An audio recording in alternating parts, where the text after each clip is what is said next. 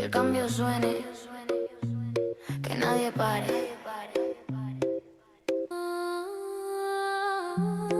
Sí, la voz no se apaga, se escucha fuerte y claro. En la calle se siente el pulso, la verdad no tiene disfraz, lo que esconden los discursos. Hola, hola, ¿cómo están amigas y amigos de Fuerte y Claro? Bienvenidos a este su espacio aquí en el streaming de la República. Como todas las tardes y ya cerrando casi la semana, los acompaño por aquí de 3 a 4, Manuela Camacho, como cada día, analizando un poco de lo que viene sucediendo en nuestro país. Bueno, en este momento, actualmente, hoy jueves, hay tres universidades que continúan en pie de lucha estudiantil: la Universidad Católica, la Universidad San Marcos y la Universidad de Quillabamba, que han sido tomadas por estudiantes con diversos reclamos, pero que tienen un elemento en común, que es la defensa de la educación. De eso vamos a hablar un poco más adelante. Tenemos una invitada muy especial, Indira Wilka, pero antes de arrancar tengo que hacerles una pequeña mención. Si de mamá heredaste lo mejor, entonces debes darle lo mejor. En su mes, dale un celu nuevo con un accesorio de regalo. Además, si eres Movistar Total, tienes hasta un 30% de descuento. Sorpréndela con Movistar. Bien, ahora sí, entonces volvemos a hablar de la coyuntura que les habíamos prometido.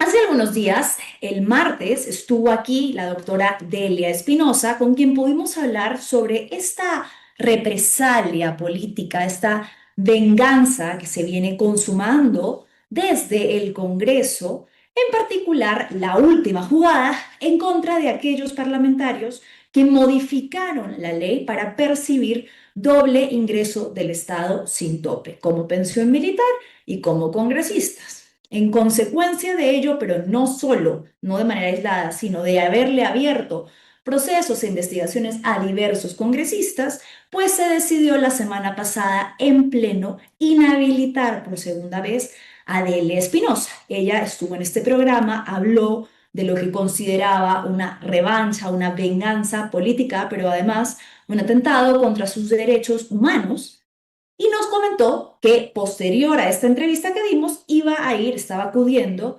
en un evento que había organizado gremios de la sociedad civil en respaldo a Delia Espinosa y a favor de la democracia.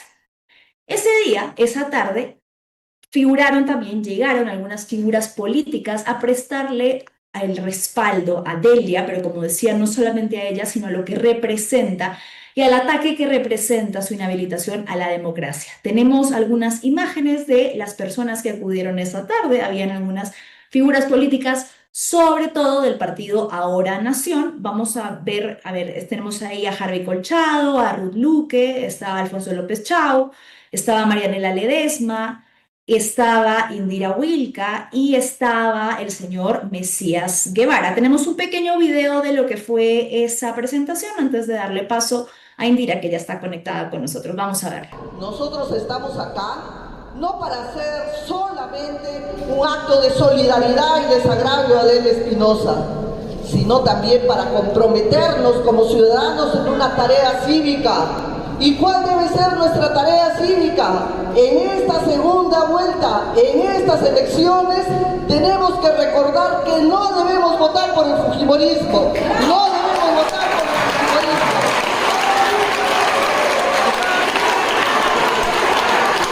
Ella sí sabe.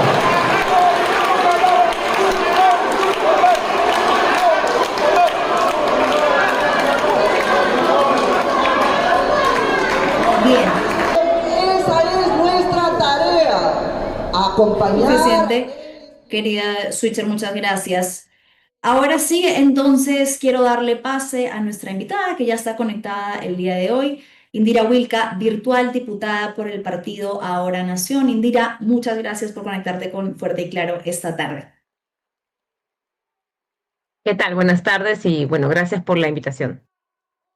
Indira, Veíamos un poco este video para poner en contexto a la audiencia. Ese día vino al programa Delia Espinosa, habló un poco de lo que consideraba una venganza política y a raíz de que figuras políticas como las que estábamos viendo en imágenes, tú incluida, llegaron a respaldarla, pues ha recibido una serie de críticas diciendo, bueno, esto demuestra que siempre estuvo politizada, que tiene una tendencia, pero... Digamos que si las acciones que se han tomado en su contra son políticas, las ejercen políticos en el marco político, pues tiene derecho también a que los actores que salgan en su respaldo sean políticos, ¿no lo crees así? Bueno, primero hay que contextualizar el evento, ¿no? Esta actividad fue convocada por organizaciones sociales populares, además, que creo que es algo que hay que remarcar, ¿no? A la doctora Delia Espinosa la respalda una ciudadanía muy diversa, ¿no? Que es algo que tal vez no podría decir el sector que la ha inhabilitado ya 2 veces, ¿no? Es muy difícil que ellos salgan a la calle incluso sin portátiles y sin tener pues ya toda una planificación previa, ¿no? Pero en el caso de ella ha sido una invitación esta que se ha hecho de manera pública. Yo misma no he recibido una invitación directa, personalizada. He asistido como una ciudadana que, por supuesto, milito políticamente y voy a asumir una responsabilidad de representación, pero porque he sentido que este tipo de actos son importantes, porque se está dando además en los últimos días una nueva ofensiva contra quien ha sido una funcionaria importante del Estado y que todos sabemos, no hay que olvidar, ha sido inhabilitada por 2 razones, ¿no? La primera inhabilitación fue por un acto que ni siquiera le involucraba directamente. Todos recordaremos que el Congreso argumentó la aprobación de una reglamentación interna del Ministerio Público que ni siquiera fue aprobada en la gestión de la señora Espinosa como fiscal de la Nación, sino en el fiscal anterior. Ninguna razón legal. La segunda inhabilitación ha sido por la denuncia constitucional que ella presentó contra algunos congresistas que han aprobado una ley con nombre propio para beneficiarse, congresistas, ex policías y militares que perciben doble ingreso por parte del Estado, y ella lo que tenía que hacer como fiscal de la Nación, porque es la única que puede habilitar la investigación penal a los congresistas, es presentar una denuncia constitucional para que esa investigación proceda. Esa fue su única, digamos, único pecado y así esa es la razón por la cual han buscado o la han inhabilitado 2 veces, ¿no? Y en el camino lo que ha generado es la solidaridad, la indignación, porque su caso no es un hecho aislado, ¿no? Lamentablemente no estamos ante un acto que la coloca a ella como una figura perseguida de manera individual. Lamentablemente hemos visto a lo largo de estos años de parte del Congreso una actuación que ha buscado silenciar voces críticas, no solamente en el ámbito político, que es el ámbito en el cual nos desenvolvemos algunas figuras que hemos estado en ese evento, sino también en el ámbito de la administración de la justicia. Delia Espinosa no es la única fiscal suprema que ha sido inhabilitada, primero lo hicieron con la señora Zoraida Ábalos, pero sí es la primera fiscal de la nación en el ejercicio que ha sido destituida de manera ilegal de su cargo, ¿no? Y entonces en esa medida se generó esta actividad. A mí me ha dado mucho gusto ver porque además muchas de las organizaciones sociales que han promovido la actividad son organizaciones, son colectividades que uno ha visto en las manifestaciones. Gente movilizada es la que ha convocado este acto y que ha invitado de manera pública a diversas personalidades. Yo, como digo, asistí junto con otras personas de Ahora Nación. Y bueno, fuimos invitados a la mesa, pero la invitación ha sido abierta totalmente. Así que yo creo que no hay nada que pueda generar un cuestionamiento sobre la base de algún hecho concreto. El tema de fondo aquí es la razón por la cual hay una persona hoy día que era fiscal de la Nación, que ha sido inhabilitada simplemente por la venganza de este Parlamento y que hoy día estamos viendo cómo ese despliegue de autoritarismo sigue en curso, a pesar de que estos sectores, estos personajes, y en particular el fujimorismo, intentan limpiarse de responsabilidades. Hoy día, en plena segunda vuelta, intenta presentarse como un grupo más que tiene cuestionamientos, pero que en realidad seguramente va a cambiar y que va a plantearse como una posición moderada frente a otros, cuando no es más que esto que estamos viendo hoy día, el ejercicio del poder total desde el Parlamento, además distorsionando la relación entre entidades del Estado que deberían ser autónomas, ¿no? Y que hoy día están controladas simplemente por el antojo de una bancada.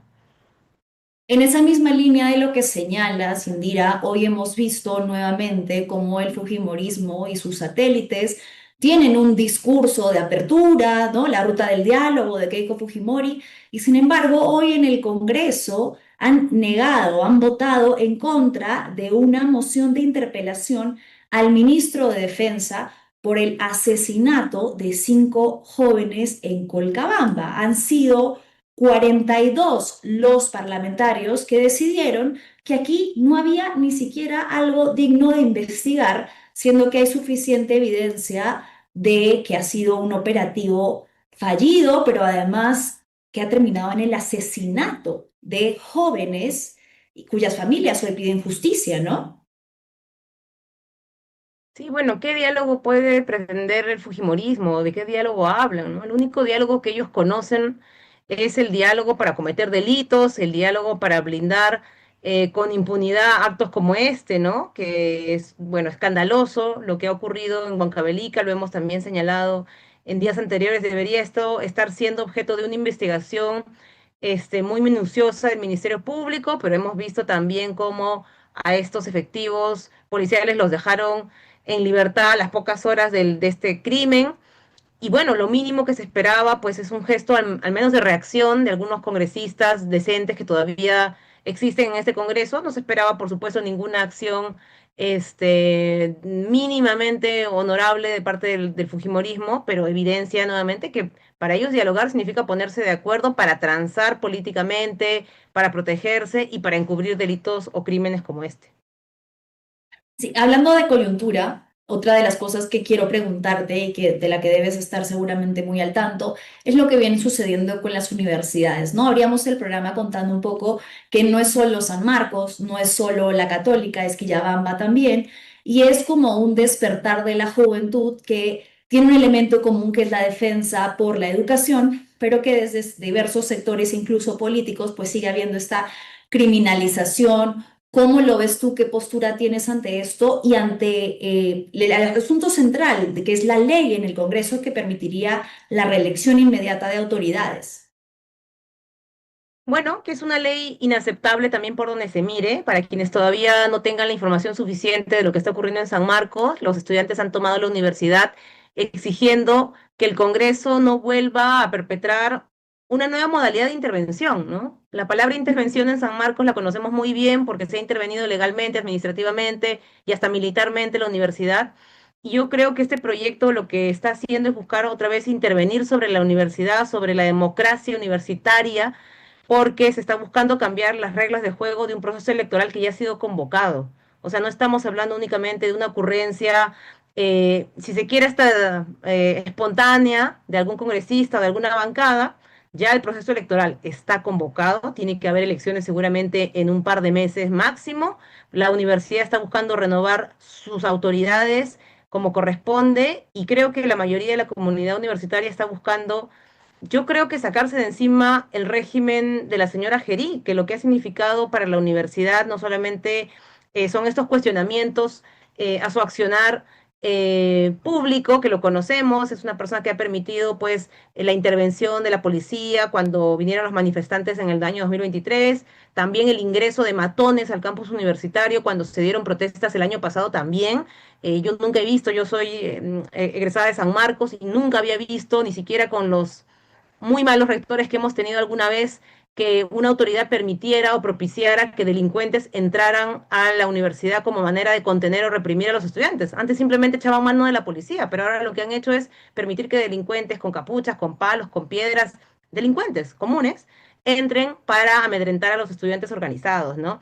Pero esos son los cuestionamientos públicos de la señora Gerí. También podríamos hablar mucho de los cuestionamientos internos de la gestión administrativa eh, y educativa de la universidad. Entonces, lo que están buscando simplemente los alumnos es que se respeten las reglas de juego para que se pueda hacer una elección realmente democrática y pueda, ojalá, pasarse la página de esta gestión tan mala para la universidad. Pero como esta gente está acostumbrada a no perder por las buenas, entonces lo que están haciendo es alterando las reglas de la elección, permitiendo o habilitando que se puedan inscribir candidaturas, en este caso a la reelección de parte de la señora Gerí Ramón. Como digo, esto es un acto de intervención prácticamente en la dinámica democrática de la universidad, o sea, la posibilidad de elegir tus autoridades.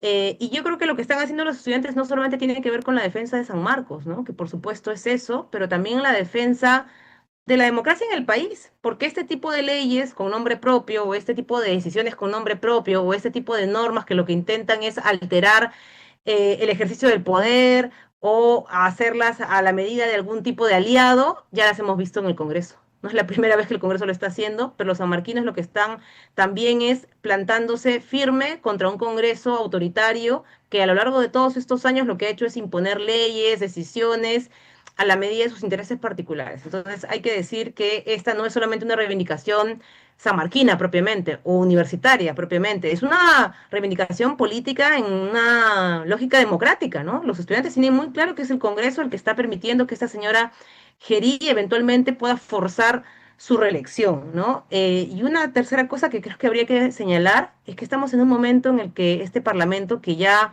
tiene casi una fecha de caducidad cantada, o sea, hasta julio de este año van a ejercer sus funciones, sigue operando en una lógica de amenazar y de afectar a diferentes colectividades y comunidades, ¿no? Ahora son los universitarios, pero antes han sido hace unas semanas las mujeres, en fin, siguen aprobando como si estuvieran en una especie de feria y quieren acabar todos los boletos de la feria, están eso, ¿no? Acabando todos los boletos de la feria en la que han Mira. convertido el Congreso, aprobando leyes ilegales contra el pueblo, contra los derechos de las mujeres, contra los estudiantes. Entonces eso es algo que no se puede permitir. Por eso yo creo que cuando hablemos de este tema, de lo que al menos está pasando en San Marcos, no tiene que ver únicamente con una reivindicación estudiantil, tiene que ver con plantarse firme contra un poder autoritario que cree que puede aprobar leyes a la medida, al gusto, al interés y seguramente al precio que mejor les parezca.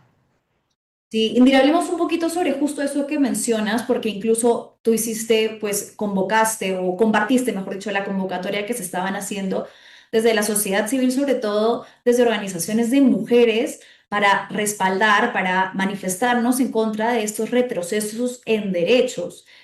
Había dos ejemplos particulares que son recientes. Me gustaría que si de repente puedes darle un poco más de información a la audiencia de qué se trata, ¿no? Hay un intento por modificar la figura de feminicidio y otro por criminalizar las denuncias, sobre todo en el ámbito de violencia familiar, ¿no? ¿Crees que esto es algo como sistemático que corresponde a una agenda antiderechos de renovación popular?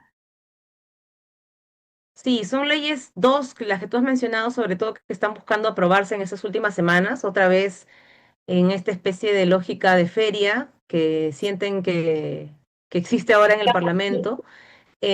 Una ley tiene que ver con la cuestión de las supuestas denuncias falsas, que no es más que una ley que busca perseguir a las denunciantes. Hay mucha gente que incluso puedo pensar que de buena fe cree que en el Perú hay que restringir la posibilidad de que las mujeres hagan denuncias porque hay denuncias falsas, pero lamentablemente no hay ninguna estadística, porque no existe una estadística que justifique que se quiera penalizar a mujeres que denuncian, ¿no? Este proyecto busca eso, sancionar penalmente a una denunciante, sobre todo a una mujer denunciante de un caso de violencia, si es que la ley, o perdón, si es que la denuncia hubiese sido archivada. Y todos sabemos que en nuestro país, lamentablemente, las denuncias por violencia de género, incluso las denuncias más atroces de violencia sexual contra mujeres o contra niñas, suelen ser archivadas por la lentitud del sistema de justicia, por la corrupción. Discúlpeme, acá hace pocos años hemos conocido audios de jueces supremos, o sea, no estamos hablando de un juez de menor nivel, sino jueces supremos negociando sentencias de violación a menores, diciendo si querían que se archive el caso o si querían rebajar la pena. Entonces, la evidencia de la corrupción sistemática en el sistema de justicia, sobre todo cuando se trata de mujeres o población vulnerable, es clarísima. Entonces, pensar que una denuncia archivada es una prueba de una denuncia falsa o de la intencionalidad de una mala mujer o de malas mujeres, como dice además este proyecto de ley, que es un mamarracho realmente, porque una de las fundamentaciones del proyecto de ley es que hay una actitud sistemática de las mujeres, ¿no? Como en el Sí, Perú sistemáticamente nos encanta denunciar a los hombres porque somos pues ¿qué? Desubicadas, desaforadas, y no resiste ningún tipo de lectura lógica, ¿no? En el Perú, por supuesto, tenemos un sistema de justicia deficiente que a todos los administrados en general les produce pues una sensación pues de ineficiencia, de impunidad, pero no existe ninguna evidencia que demuestre que las mujeres sistemáticamente ponen denuncias falsas para afectar a los varones. Al contrario, lo que vivimos las mujeres, sobre todo las más vulnerables,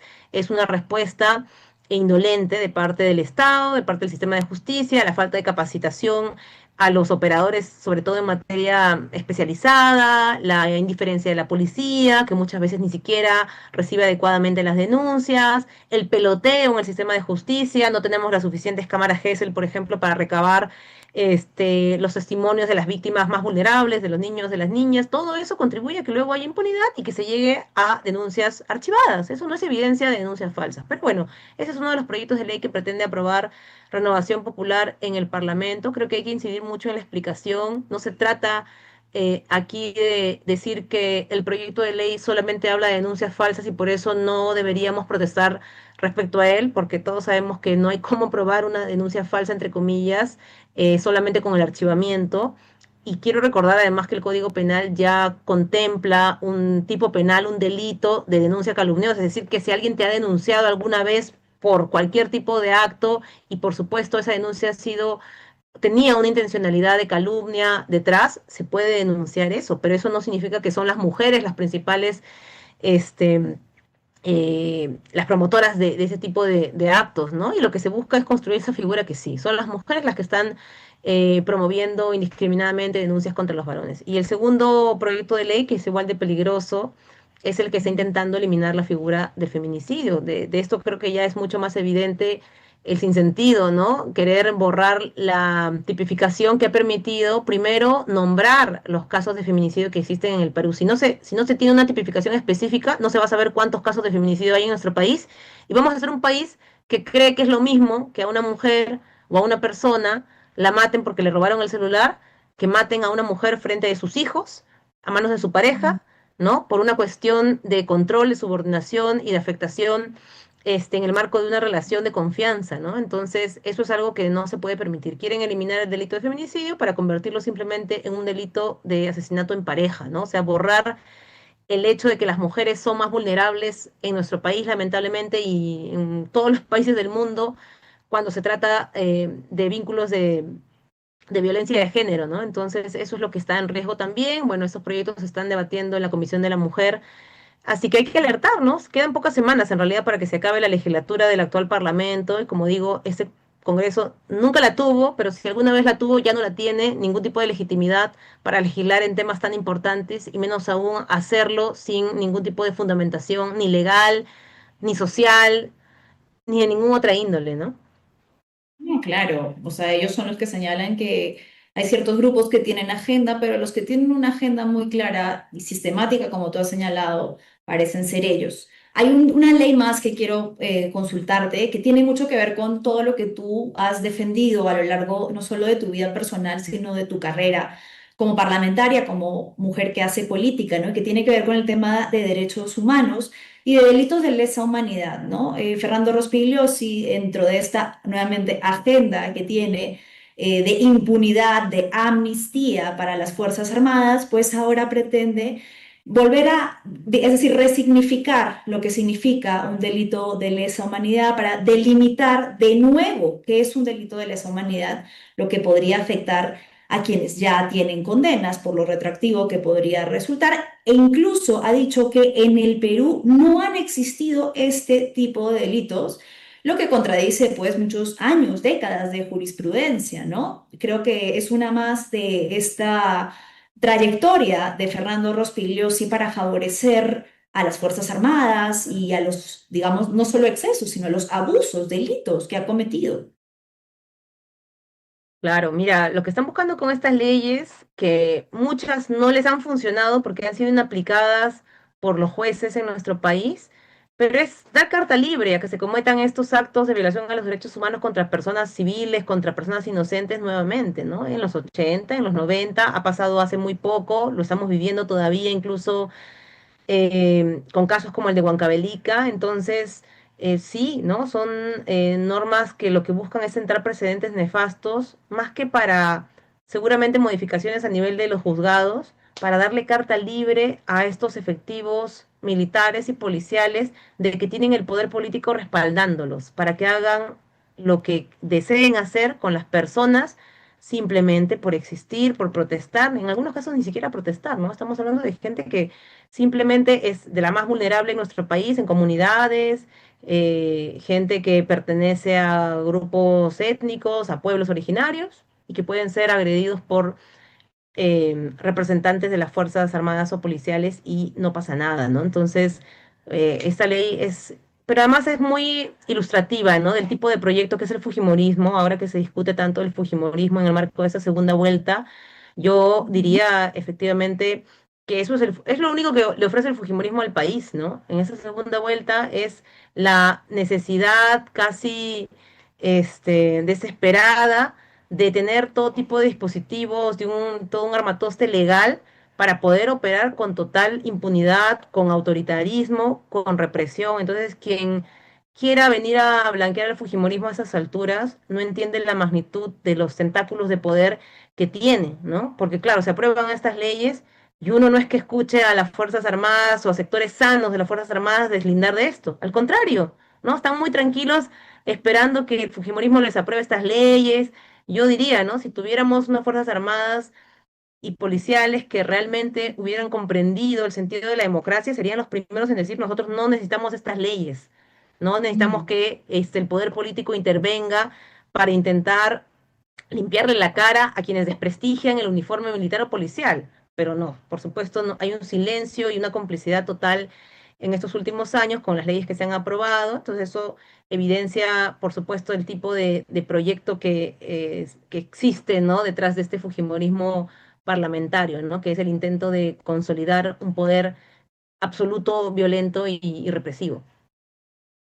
Sí, muy lamentable, ¿no? De querer reescribir además la historia y la memoria. Indira, para cerrar, hace pocos días Ahora Nación presentó una propuesta de unidad con muchos puntos interesantes. Tiene, creo que 4 bloques grandes, pero tiene propuestas concretas. Te quería preguntar de todos estos puntos, ¿cuáles pretendes hacer tuyos? ¿Cuáles van a ser quizás tus principales iniciativas legislativas? Bueno, ya este domingo vamos a tener por fin confirmación de cómo va a estar la segunda vuelta, pero además ya se termina el conteo de llegar al Parlamento nuevo. ¿Cuáles serían tus principales iniciativas legislativas o hacia qué estarían orientadas? Bueno, en general tenemos un compromiso que hemos asumido durante esta campaña de buscar, por un lado, desmontar todo el paquete de normas, de decisiones que han impuesto de manera arbitraria los partidos que nosotros denominamos como parte del pacto mafioso, ¿no? Las leyes pro crimen, las leyes pro impunidad, pero también todas estas leyes que lo que han hecho es hacernos retroceder en materia de derechos, en materia educativa, en materia de derechos de las mujeres. O sea, ese es por un lado, un gran objetivo, ¿no? Y hay que pelearlo, por supuesto. Entendemos que la correlación de fuerzas, si bien es distinta a la del actual Parlamento, ¿no? Te da al menos un aire en la Cámara de Diputados, va a ser también una correlación que va a tener que respaldarse mucho en la ciudadanía, en las organizaciones, en la capacidad de movilización que pueda haber desde la sociedad. Y por otro lado, además de tratar de desmantelar todo este ¿no? montaje de impunidad y de normas hechas a la medida de intereses particulares, el buscar también promover otras leyes que busquen hacernos avanzar, ¿no? Porque la idea es esa, la idea es avanzar en este periodo buscando ir a contracorriente de lo que ha pasado en los últimos 10 años, ¿no? Que hemos tenido desde el Parlamento el intento de bloqueo de derechos. Es lamentablemente casi una década que hemos perdido en materia de discusión pública, en derechos básicos de los ciudadanos, en educación, en salud, en derechos de las mujeres, en cuestiones que son mínimamente además un consenso en cualquier país democrático, ¿no? Entonces también eso es parte del trabajo que queremos realizar, en mi caso en temas laborales, en temas de derechos de las mujeres, en temas de alimentación. Ha sido un poco los temas que hemos colocado en campaña y el documento que se ha compartido públicamente de Abra Nación también va en esa misma línea, ¿no? Hay otros temas importantes que por supuesto van a ser parte del trabajo de la bancada, que buscamos además que sean parte de una discusión pública en este momento. La discusión no puede ser simplemente quién te da más miedo, ¿no? O que nos intenten presentar a la señora Fujimori como si fuera casi un ser virtuoso, ¿no? Un ser angelical que de pronto solamente baila en actividades pequeñas, casi cerradas, y se presenta como una pobre madre de familia, o la hija, ¿no? Que recuerda al padre, sino pues la líder de un proyecto político que está impulsando una agenda desde los últimos 10 años en este Parlamento en particular, pero hay otros temas que quedan fuera de discusión, ¿no? En este periodo, ¿no? La salud, la educación, los temas laborales, los temas de las mujeres, la reforma política. Entonces, sí, sí hay una voluntad de tratar de incidir, ¿no? En esa discusión pública que es tan necesaria ahora. Y bueno, Indira, te agradezco muchísimo tu tiempo, el haber podido conversar de todos estos temas que creo que es importante conocer las posturas de quienes van a integrar casi casi que ya seguro el nuevo Parlamento. Y bueno, esperemos pues que ahora que se ha anunciado por fin que el domingo tendremos resultados, pues haya respeto por la elección popular, ¿no? Bueno, esperamos que sea el caso y habrá que también mantenernos vigilantes para que, bueno, este proceso que ya ha tenido muchas dificultades y en realidad que ha sufrido muchos ataques y embestidas de sectores que no aceptan lo que la gente decide, pues pueda continuar la parte final, ¿no? Que es la segunda vuelta. Bien, muchísimas gracias, Indira, y pues te deseamos Gracias. lo mejor para esta nueva etapa que inicias. Estaremos en contacto y pendientes de la fiscalización tan importante de Ahora Nación. Muchas gracias, hasta luego. A ti, Indira, gracias. Ha sido Indira Wilca, quien es ya virtual diputada por el partido Ahora Nación y pues con quien hemos podido conversar un poco de todo lo que viene sucediendo en el país, que es diverso y sucede en diversas instancias, además, en el plano de lo político, en el plano de lo que pasa en el Ministerio Público, en el plano de lo que pasa en las universidades, de lo que quiere hacer y deshacer el Congreso en el poco tiempo que queda. Para esta, vamos a pasar ya ahora sí a la segunda parte, pero antes de eso voy a darles un breve anuncio. Desde este lunes 18, el Popular trae el nuevo coleccionable Cocina Fácil con pollo, con recetas prácticas, juegos y sorpresas para toda la familia. Conozcamos más en el siguiente video. Con arroz, en guiso o a la brasa, variedad y tu rico sabor de casa. Se luce y resuelve sin esfuerzo.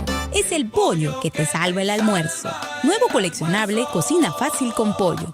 Deliciosas recetas para el día a día con el ingrediente que nunca falla. Además, diviértete completando los retos, sopa de letras, de números, laberintos y sudokus. Colecciona tus láminas desde este lunes 18 de mayo con tu diario El Popular.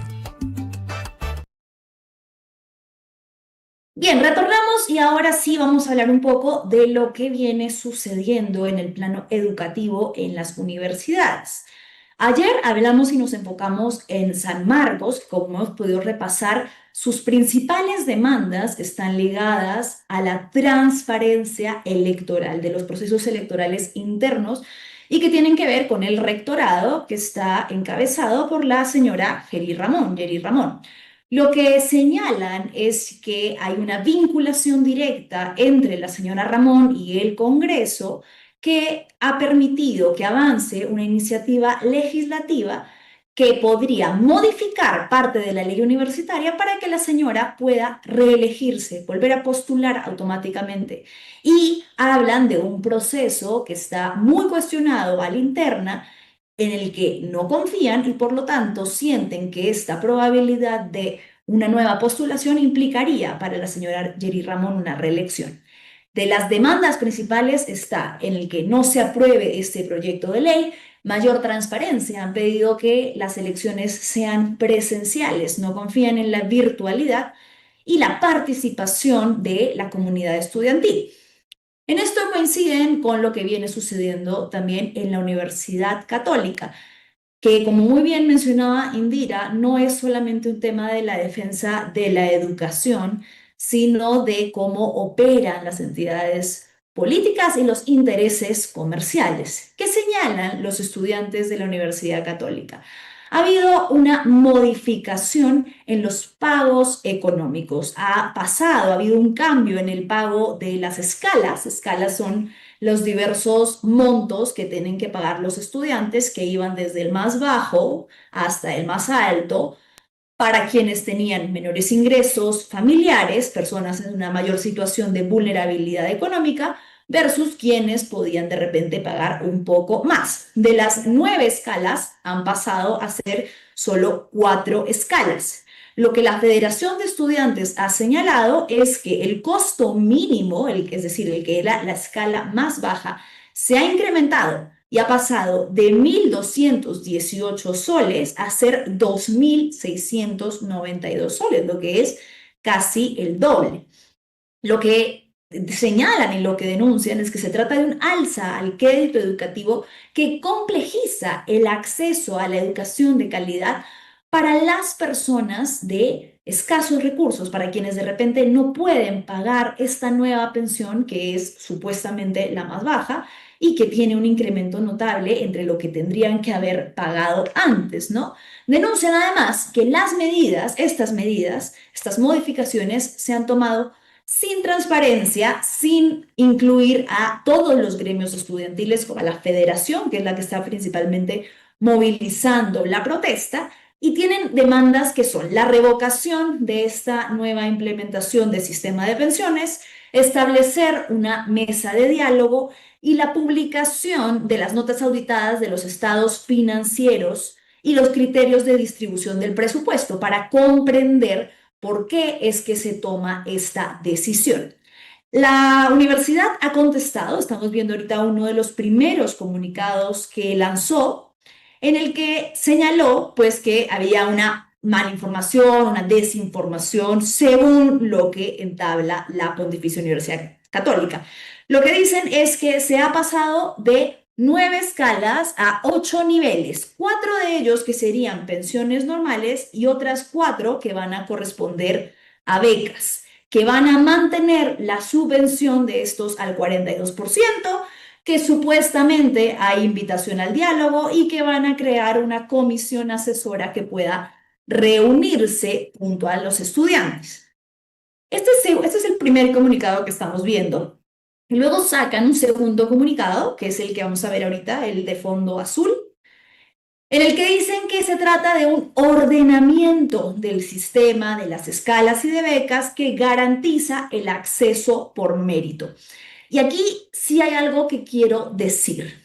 Es complejo y es un poco invisibilizante y excluye a cierta parte de la realidad peruana el creer que todos los estudiantes están en las mismas condiciones de acceder por mérito a una pensión. Me explico. No podemos asumir que el nivel de escolaridad ni el nivel educativo es el mismo en todo el Perú. Un estudiante que, por ejemplo, viene de regiones y que quiere estudiar en Lima, en la Católica, para mejorar su calidad de vida a través de la educación, canalizando sus posibilidades de acceder a mejoras de oportunidades laborales y económicas a través de recibir una mejor educación, probablemente no va a tener las mismas chances competitivas a nivel académico que un estudiante en Lima, porque la realidad es que la calidad educativa no puede asegurar y garantizar una meritocracia real. No están a la misma altura, no parten del mismo punto de inicio, no tienen las mismas condiciones, por lo que es un poco complejo y problemático asumir y decir pues que ahora van a poder acceder a becas por mérito y no al tener el derecho de pagar esta pensión mínima, que era, digamos, la escala más baja, para poder educarse, para tener una oportunidad también de ingresar pese a no contar con un nivel básico, con una escolaridad, digamos, con un nivel de primaria y de bachillerato muy bueno. Quizás una estudiante no tiene todos los logros académicos para postular y ganar esa beca meritocráticamente, pero sí tendría que tener el derecho a acceder a la misma plaza por un costo que en teoría era asequible para un grupo de la población, ¿no? Entonces, ahí para mí hay un problema en la defensa que enarbola la Pontificia Universidad Católica del Perú, porque ellos dicen, no, un momento, no estamos eliminando todo el sistema de escalas, sino que lo estamos reorganizando. Dicen que las subvenciones se van a hacer más transparentes y que, lo que les decía, los estudiantes van a poder acceder a estas becas por mérito, pero es que no podemos pretender que todos los estudiantes nuevamente parten del mismo lugar de origen, porque las condiciones y los niveles educativos que han recibido son muy distintos. Sin embargo, todos tendrían que tener el derecho por igual de poder acceder a un costo que sea asequible, que pueda ser subvencionado en parte por la universidad, ¿no? Entonces, bueno, esto es lo que a mí me resulta muy problemático de la respuesta de la universidad y además que aquí en este segundo comunicado pues denuncia actos violentos de los estudiantes y dice que está en contra de las acciones que han tomado. ¿A qué se refiere? Ayer, el día de ayer, tenemos las imágenes de cómo un grupo de los universitarios que protestaban al interior tomaron la sede del rectorado. Vamos a ver qué fue lo que sucedió para ponerlos un poco en contexto y para poder entender qué es lo que dice aquí la universidad a lo que refiere como hechos violentos. Entonces, ¿está con audio, chicas?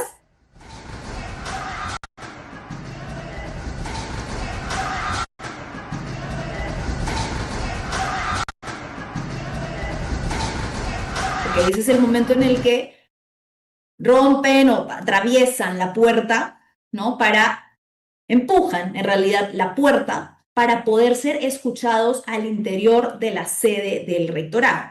Las personas que están arriba en los siguientes pisos son las que conforman el rectorado y que señalan que estaban en una asamblea en la que no estaba participando la federación, en la que no habían estudiantes de los que entablaron las protestas en el inicio, quienes deberían ser tomados en cuenta o escuchados, y que pues ingresaron a la sede en la que se estaba llevando a cabo esta asamblea para decir, hey, nosotros también queremos formar parte, nosotros somos estudiantes, nosotros somos los que estamos protestando, escúchenos a nosotros también, tenemos el derecho como federación de ser escuchados y de ser incluidos en estas asambleas para que también nuestro punto de vista pueda prevalecer y pueda haber una verdadera intención de diálogo, porque ¿de qué diálogo estamos hablando si los estudiantes son excluidos?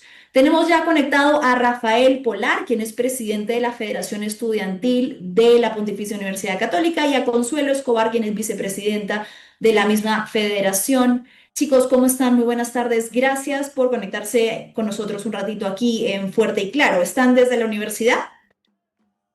Hola, ¿qué tal, Manuela? Sí, nos encontramos en la universidad, agradecemos el espacio.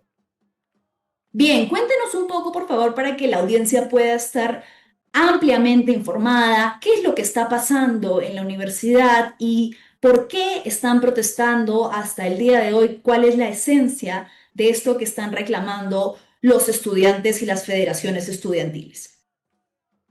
Bueno, nosotros nos venimos movilizando desde el día viernes. El día viernes empezó una movilización estudiantil.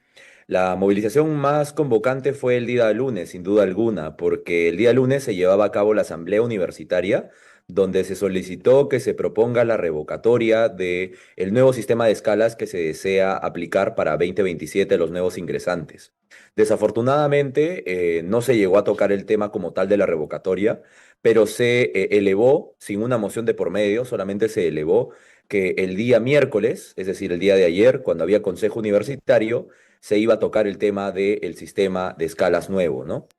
En ese sentido, nosotros convocamos una movilización para el día miércoles, es decir, para el día de ayer, que empezó siendo una movilización dentro de la universidad, sumamente convocante, sumamente multitudinaria, donde los estudiantes manifestaron su clara incomodidad con este nuevo sistema de escalas que cambia y reestructura completamente el sistema actual que se tiene dentro de la universidad. Movilizamos también nuestra protesta a las afueras de la universidad en la avenida universitaria. Ejercimos nuestro derecho a la protesta de la manera más adecuada. La policía, sin duda alguna, tuvo una actitud nuevamente amedrentadora y criminalizante contra los estudiantes que deciden protestar. Y por una cuestión de amenazas, completas amenazas de que se nos iba a empezar a perdigonear, que se nos iba a lanzar gases lacrimógenos, nosotros decidimos entrar a la universidad y cuando se entra a la universidad se decide entrar también al espacio donde se estaba tomando el Consejo Universitario, DINTILAC, porque queríamos hacer escuchar nuestras voces, ¿no? Nosotros vimos que los espacios de diálogo y los espacios de conversación no habían sido aperturados del todo, ¿no? Y es una reforma que no está teniendo la participación y que no ha tenido ni desde su génesis, su elaboración, su discusión, su debate, una verdadera y vinculante participación estudiantil. Sí, correcto. Un poco también lo que yo hablaba antes de que ustedes ingresaran era que estas son las principales demandas, ¿no? No solo lo que viene sucediendo, sino que las decisiones se hayan tomado a espaldas de los estudiantes o que las federaciones no estén siendo incluidas, ¿no? Como representantes estudiantiles. Y lo que repite mucho la católica, que me genera, no sé, un poco de ruido, es como pero esto no les va a afectar a ustedes, pero va a afectar a partir del 2027 y una serie de justificaciones a la toma de estas decisiones que parece que pasaran por alto el punto más importante, ¿no? Que es que los estudiantes se preocupan por la educación y quieren también que otras personas en un futuro, que otros estudiantes puedan acceder a educación de calidad en condiciones justas.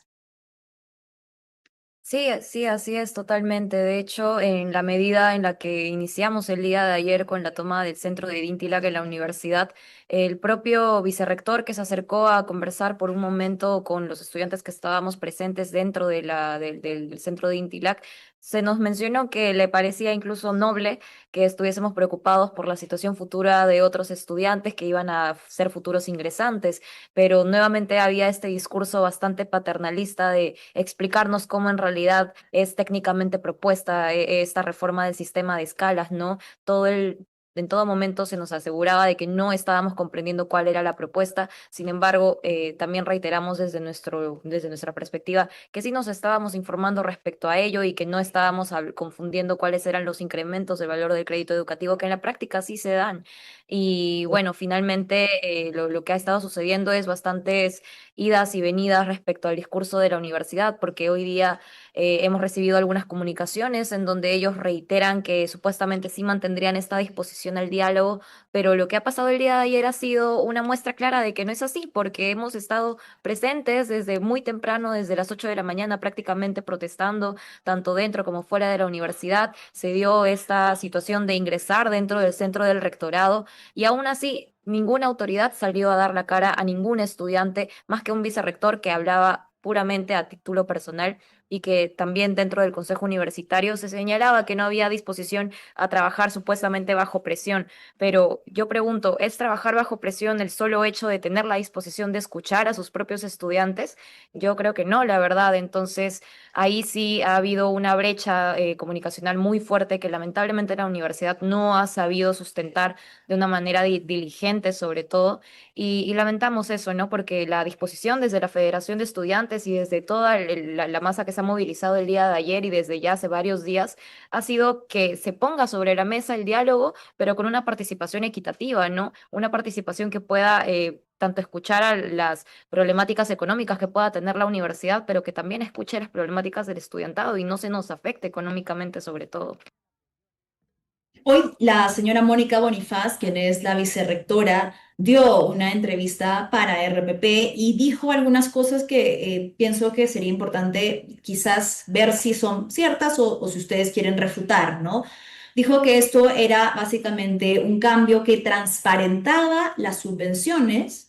Dijo que esto ampliaba la base de becas, un poco en la línea de lo que tú decías, Consuelo, como que no están entendiendo el trasfondo de lo que este cambio significa y que no iba a haber ningún tipo de sanciones disciplinarias, pese a que el comunicado dice que la intervención fue violenta y que la rechazan, ¿no? Bueno, respecto a las declaraciones de la vicerrectora, hay algunas cuestiones que sin duda alguna nos gustaría establecer y mencionar que no son del todo ciertas. Por ejemplo, en la entrevista que también hemos escuchado muy atentamente, se menciona que sí hubo una participación estudiantil o sí se socializó la propuesta. Ahora bien, consideramos que eso es una posverdad, porque a nosotros se nos comentó de la propuesta un día antes de que se apruebe. Yo hago una pregunta abierta, ¿no? ¿Es realmente posible que un estudiante haga una contrapropuesta, cuestione algo, cuando existe, realmente no existe una transparencia económica o una transparencia de gestión, cuando se da una propuesta un día antes de su votación? Y es más, nosotros como federación no participamos del Consejo Universitario. Y no solo es preocupante que a la federación notifique un día antes, sino también a los representantes estudiantiles ante el Consejo Universitario, quienes sí votan, quienes sí tienen la posibilidad de plantear contrapropuestas, plantear cuestionamientos, también se les socializó la propuesta un día antes de su debate y de su aprobación.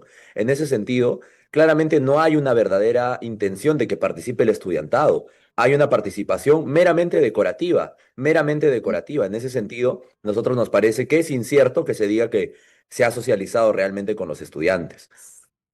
Sí, y agregar que el tema de ampliar la base de becas también es algo que tiene que estar bajo cuestionamiento, porque finalmente estamos hablando de un cambio meramente de nomenclatura, ¿no? La universidad tiene mucho este discurso de que finalmente la G1, G2 y G3, que son las escalas más subvencionadas, en realidad siempre fueron becas por ser justamente subvencionadas, ¿no? Y que no hay mayor cambio detrás. Sin embargo, nosotros cuestionamos eso y cuestionamos sobre todo este discurso que la universidad mantiene, que es el hecho de promover más becas y acceso a la universidad. Cuando nosotros nos preguntamos, ¿realmente se les puede denominar becas? La universidad está teniendo un trabajo real por promover becas integrales como la beca Dintilac dentro de nuestra casa de estudios, que es una beca que lamentablemente también tiene una muy baja provisión para el estudiantado. Nosotros nos hacemos bastante esas cuestiones, esas preguntas legítimas que también la universidad no ha tenido la disposición de responder abiertamente, ¿no? Entonces ahí sí hay un cuestionamiento de fondo de que el cambio de nombre de de escala a beca de por sí genera una brecha muy grande, ¿no? Porque no se sabe bien qué va a suceder para tanto estudiantes que ingresan como para quienes nos mantenemos dentro de la casa de estudios cursando nuestros estudios superiores, ¿no? Y sumado a ello, nosotros también siempre hemos estado abiertos a tener un diálogo constante. De hecho, cuando el vicerrector Eduardo Ismodes se nos apersona por primera vez, nos comenta abiertamente que sus intervenciones son a título personal y él no nos puede dar ninguna garantía de rectorado. Entonces nos preocupa que las declaraciones que se dieron ante los medios de RPP se mencionan que la aproximación del vicerrector Eduardo Ismodes era a título del equipo rectoral, cuando él fue muy enfático que no nos podía dar ninguna garantía del equipo rectoral. Y es por eso que cuando se plantearon acuerdos, nosotros no celebramos acuerdos con Eduardo Ismodes, ya que él nos menciona que solo puede garantizar cuestiones a título personal y no a nombre del rectorado. En ese sentido, y a pesar de todas esas cuestiones, seguimos abiertos al diálogo. Hemos mandado una carta, la cual decide tener un espacio, una mesa de diálogo con el rectorado. Sin embargo, en la respuesta que nos han dado es una respuesta que no hace mención a la mesa de diálogo, solamente quiere continuar con la comisión que se ha aprobado en Consejo Universitario y aperturar espacios de esclarecimiento sobre el tema de la reforma como tal, pero no se quiere tener una mesa de diálogo con la federación, una mesa donde pueda participar directamente los representantes y se pueda dar una desescalada a la situación que se vive actualmente en la universidad.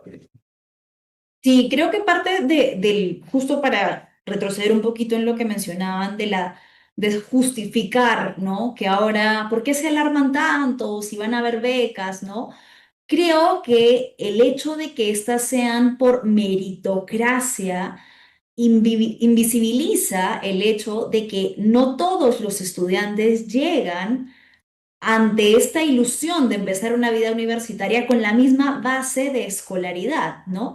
Entonces, van a haber estudiantes, por ejemplo, de Lima, que van a tener mayor ventaja o mayores posibilidades de acceder a esas becas que un estudiante de regiones que quiere venir para mejorar su calidad de vida a estudiar en la Universidad Católica y que antes podía estar más o menos confiado de que había una escala baja que le permitía acceder a esa educación universitaria sin importar que de repente no llegara con las herramientas por un nivel educativo inferior, digamos, ¿no? O sea, el hecho de asumir que hay una meritocracia real en la educación parte de algo que no es cierto.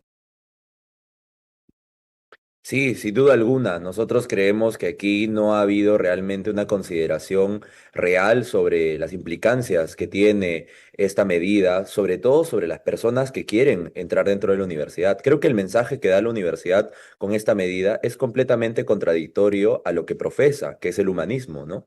La universidad está dando un mensaje de que la educación superior debe de elitizarse, que la educación superior tiene que ser cada vez inaccesible para las personas que tienen una condición propia de un sistema sociocultural y estructural desigual. Entonces creemos que está dándole la espalda al rol que realmente debería tener la mejor universidad del país, ¿no? Que es ser una universidad que sea cada vez más accesible y que considere que tiene que estar al servicio del país. De acuerdo, de acuerdo. Chicos, van a continuar, digamos, en pie de lucha estudiantil, la toma va a seguir al interior de la universidad. ¿Qué están esperando? ¿Qué tendría que suceder para que se levante la protesta? Bueno, sí, en principio estamos constantemente evaluando las medidas que vamos a adoptar como movimiento y a nivel de federación. En principio lo que esperábamos era poder tener este espacio de diálogo, ¿no? Porque lo mínimo que esperábamos era que en algún momento poder entablar esta comunicación directa con el rectorado. Sin embargo, pese a nuestra comunicación directa vía correo hacia el rectorado y el equipo, hemos recibido una respuesta bastante ambigua, ¿no? Simplemente se nos exhorta a cumplir con el acuerdo que ha tomado el Consejo Universitario, que sigue siendo un espacio cerrado, y ya, ¿no? Y que va a haber un espacio institucional de esclarecimiento y punto, ¿no? Eso realmente nos deja con bastantes preguntas, la verdad, y por ello vamos a seguir insistiendo en tratar de buscar puentes que mínimamente nos garanticen algún espacio mínimo de negociación, de diálogo. Estamos dispuestos a ello. Sin embargo, la consigna con la cual se ha iniciado esta movilización también es bastante clara, ¿no? Queremos que haya una evaluación siquiera de la revocatoria, ¿no? Y como tal, esa medida no está bajo discusión como tal, ¿no? Estamos esperando a que haya una escucha de ello, ¿no? Que haya una construcción conjunta de cuál sería la reforma que se pueda entablar de cara a la reforma del sistema de escalas.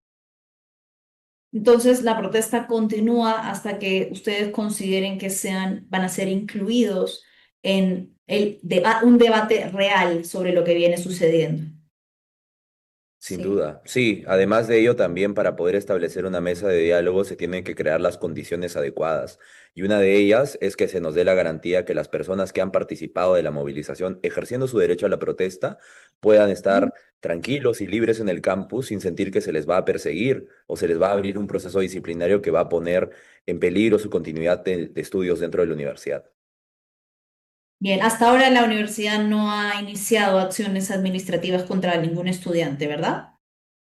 Hasta ahora la universidad, por lo que tenemos conocimiento, no ha aperturado ningún proceso disciplinario en contra de estudiantes por las medidas que se han realizado respecto a la revocatoria. Sí, sin embargo, lo hemos visto en su comunicado público que, bueno, se estigmatiza toda la acción que se tuvo el día de ayer y básicamente incluso se dicen cosas que no son ciertas, básicamente, ¿no? Que habríamos tenido algún tipo de trato implicando chantajes o algo similar, eso en ningún momento ha sucedido y por lo que sí, básicamente textualmente en el comunicado se hace alusión a supuestos chantajes, lo cual no ha habido de ninguna manera y eso lo rechazamos categóricamente. Lo que ha habido más bien es una insistencia porque el rector Julio del Valle, porque al equipo rectoral, el consejo universitario pueda ser abierto y que puedan apersonarse frente a los estudiantes que tienen un montón de dudas y preocupaciones y que estamos exigiendo que haya transparencia. Es realmente irremediable el hecho de que el Consejo Universitario, el rector, hasta ahora no estén teniendo un plan de comunicación institucional claro. Ya ha pasado más de una semana casi de que se anunció esta propuesta mediante una página oficial y no mediante una campaña comunicacional o siquiera informativa con el estudiantado, y no ha habido ningún tipo de apertura. Nosotros estamos preocupados también de cómo se están llevando este tipo de decisiones porque políticamente están dando un mensaje de más distanciamiento con el estudiantado, de mayor desconfianza. Nuevamente el día de ayer no hubo una respuesta hacia nosotros que nos estábamos movilizando, sino más bien fue una total burla para nosotros en realidad, porque se nos mencionaba de que iba a retornar determinada autoridad en 15 minutos y jamás regresó, y el consejo simplemente nos enteramos que terminó y que las demás autoridades se habían retirado del espacio por alguna de las otras puertas del edificio. Entonces, eso sí nos da un mensaje bastante claro para nosotros y es que para ellos, al parecer, nosotros estamos debajo del hombro, ¿no? Entonces, lo que exigimos es que puedan haber condiciones paritarias, equitativas de escucha y que no simplemente se propongan medios institucionales para llevarnos al fuero institucional y que nuevamente estemos en una situación de desventaja o en donde nuestra voz solamente esté de pantalla, ¿no?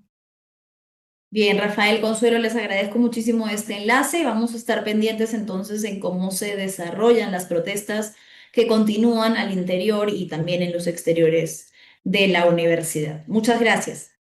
Muchísimas A gracias, ti, Manuela. gracias. Gracias. Bueno, han sido representantes de la Federación Estudiantil de la Católica a quienes hemos podido escuchar.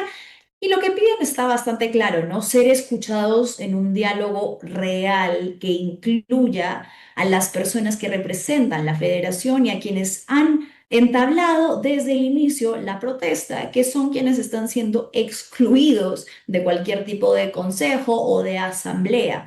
Quieren que los escuchen, quieren que haya un diálogo real y que ojalá se puedan llegar a puntos en común o consensos y que no se trate de decir comunicados que dicen, no, ustedes no entienden, no, ustedes están mal informados. No, no están desinformados, están rebatiendo con argumentos claros y concretos el por qué les parece que esta es una medida que elitiza la educación y merecen ser escuchados. Bien, vamos a leer algunos de sus comentarios con los que nos acompañan todas las tardes. A ver, ¿quién está por aquí? Enrique, buenas tardes, Manuela y equipo. Buenas tardes, querido Enrique, ¿cómo estás? Gracias por acompañarnos.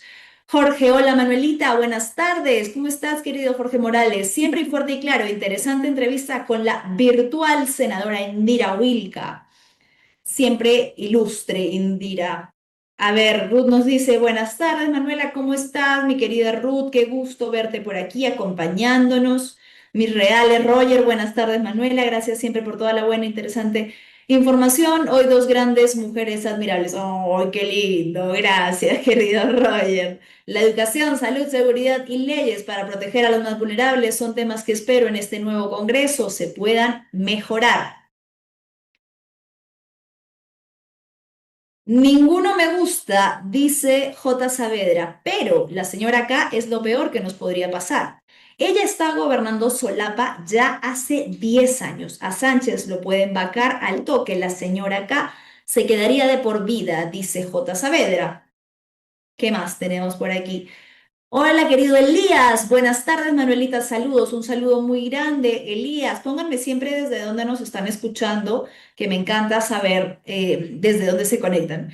Roger dice, ¿quién es con más derecho que los estudiantes? Su voz tiene que ser escuchada. De acuerdo, querido Roger. Vamos a ver entonces cómo culmina todo este ciclo de manifestaciones y protestas que han despertado el ímpetu estudiantil. La juventud está activa, está despierta y está en pie de lucha por sus derechos.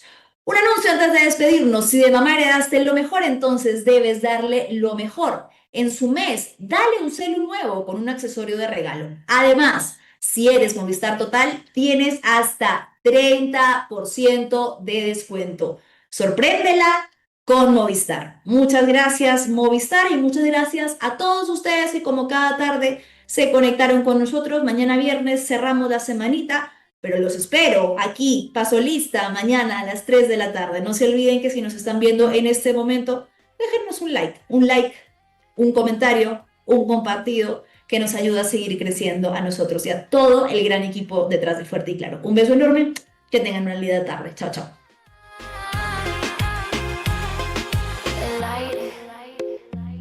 Que el cambio suene, que nadie pare.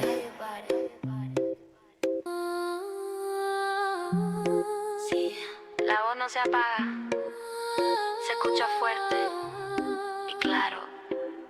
En la calle se siente el pulso, la verdad no tiene disfraz, lo que esconden los discursos, nosotros lo decimos sin más.